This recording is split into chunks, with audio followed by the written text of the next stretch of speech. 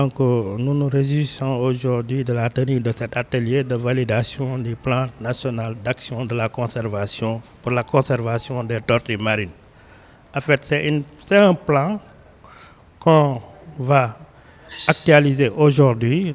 Il y avait un ancien plan qui a expiré depuis 2017. Donc, c'est un plan. Le premier plan devait aller de 2012 à 2017. Il a expiré depuis 2017, donc il fallait plus ou moins procéder à l'actualisation de ce plan d'action. Et c'est ce que nous voyons aujourd'hui la tenue de cet atelier ici au PNIM. En fait, les tortues marines sont plus ou moins bien conservées. Il y a eu un programme de suivi des tortues marines donc, qui est en train d'être déroulé au niveau de nos sites grâce à l'appui du PSCM que je salue un peu. Et c'est un bailleur aussi qui a aidé un peu au financement de cet atelier que nous tenons aujourd'hui.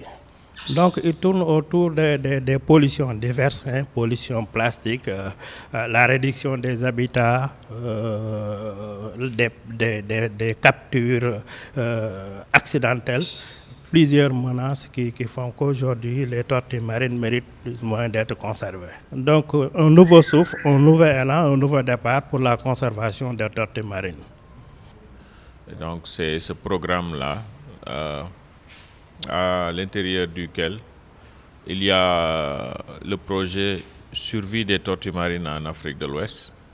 Et donc c'est dans le cadre de ce projet-là, Survie des tortues marines, que nous avons une convention de partenariat avec la direction des parcs nationaux et la direction des aires marines communautaires protégées.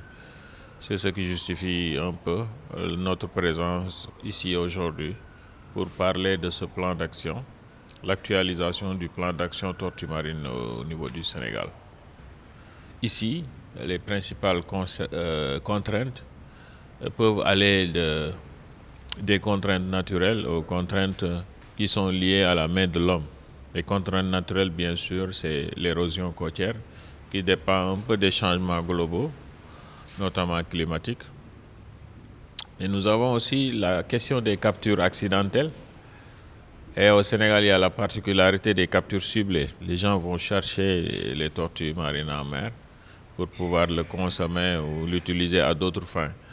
Et il y a d'autres menaces aussi, le ramassage des œufs au niveau des plages de nidification des tortues marines. Ça aussi, c'est une préoccupation majeure. Mais il y a beaucoup d'actions de suivi de ces espèces-là, non seulement en milieu marin, mais sur les plages de ponte. Et c'est ça que nous saluons. Et nous espérons que avec ce plan d'action, nous aurons en fait des lignes d'action bien définies, bien claires, budgétisées, afin de pouvoir faire le plaidoyer pour aider à mobiliser les ressources pour mettre en œuvre ce plan et améliorer, in fine, la protection des tortues marines au Sénégal et au-delà. L'objectif de cet atelier, comme l'ont si bien dit mes prédécesseurs, c'est d'actualiser le plan d'action national sur la conservation des tortues marines. Comme je l'ai dit tantôt, le Sénégal est signataire de la Convention sur les espèces migratrices. Et il est aussi signataire du mémorandum d'accord sur la conservation des espèces de tortues marines au niveau de la côte atlantique. Et la recommandation principale était que chaque pays dispose d'un plan national d'action. Et le Sénégal s'est doté de son premier plan en 2012. Ce plan a été déroulé avec des résultats intéressants, avec beaucoup de contraintes. Et aujourd'hui, ce qui nous réunit, l'objectif aujourd'hui, c'est, après avoir élaboré ce plan, ce nouveau plan, de passer à sa validation à travers les acteurs qui sont ici présents aujourd'hui. Au sortir de cet atelier, nous attendons d'abord que ce plan soit partagé, c'est ce que nous sommes en train de faire, et ensuite validé. Et après la validation, on va essayer de trouver avec nos partenaires les moyens pour mettre en œuvre ce plan et avoir des résultats.